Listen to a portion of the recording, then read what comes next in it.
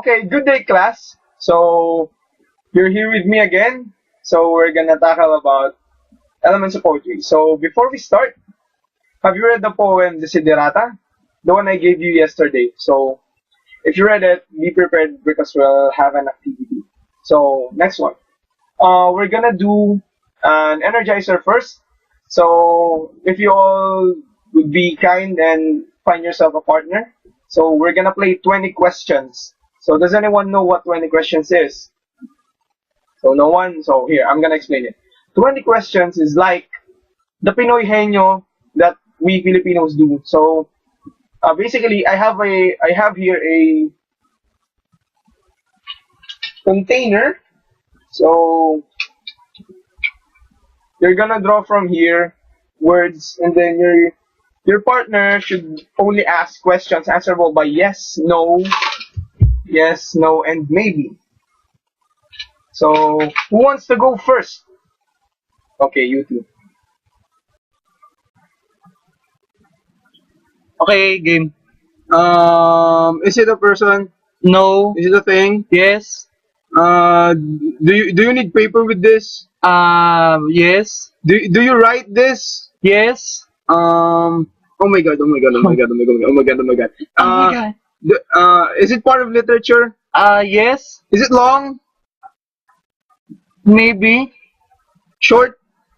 Maybe. Uh, does it have cool meaning? Yes.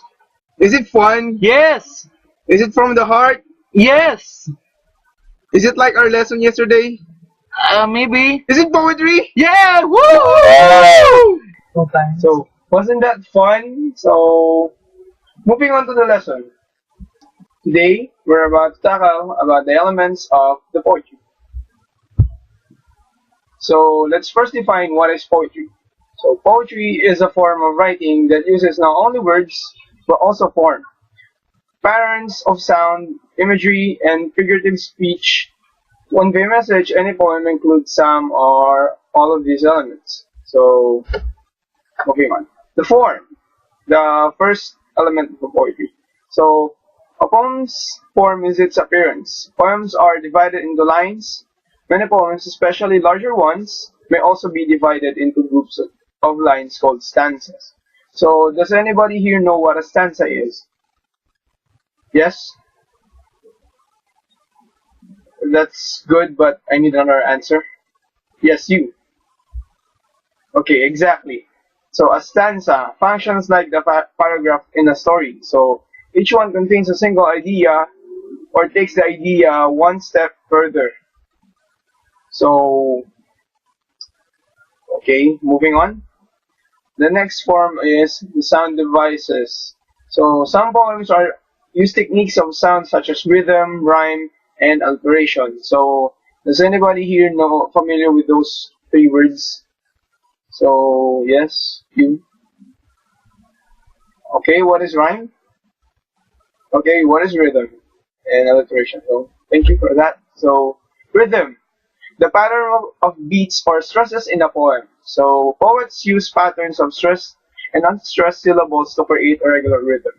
So I have here a sample. So try beating your hand or maybe your finger while you're reading the lines. So she was a child and I was a child. In this kingdom by the sea, but we loved with a love that was more than love. I and my Annabelle. So you see the pattern. So it has rhythm. So it has like specific count. So moving on. Next one is rhyme. So rhyme. Does anybody know what rhyme is other than the first student that I called? So yes, you. So okay, that's correct. Rhyme. The repetition of the same or similar sounds, usually in stressed syllables at the ends of the lines, but sometimes within a line. So this is a sample. So there are strange things done in the midnight sun. See, because done and sun sounds the same at the end. So that is basically what rhyme is. So next one, rhyme scheme.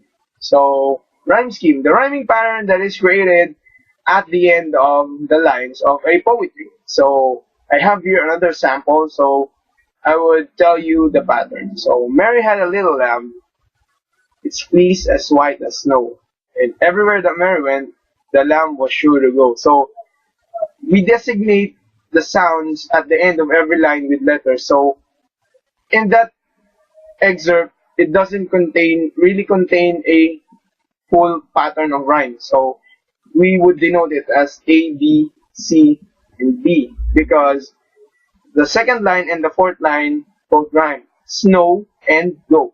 So if the poem does not have a rhyme scheme, it is considered to be a free verse poem. So free verse poem. So it is like what you kids call the rap. So freestyle. You just say whatever's on your in your mind. So moving on. So what is alliteration? Alliteration, repetition of consonant sounds at the beginning of the words. So can you give me a sample of this? So yes, you. Okay, that's correct. A tongue twister. So I have here two samples. Seven silver swans swam silently seaward. So the other one is Spear Piper pick a peck of pickled peppers. So alliteration, it shows there because the two tongue twisters have the same letters in the beginning. The seven silver swans swam silently seaward. They all have S's in the front. So Peter Piper picked a peck of pickled peppers. They all have P in the front. So next.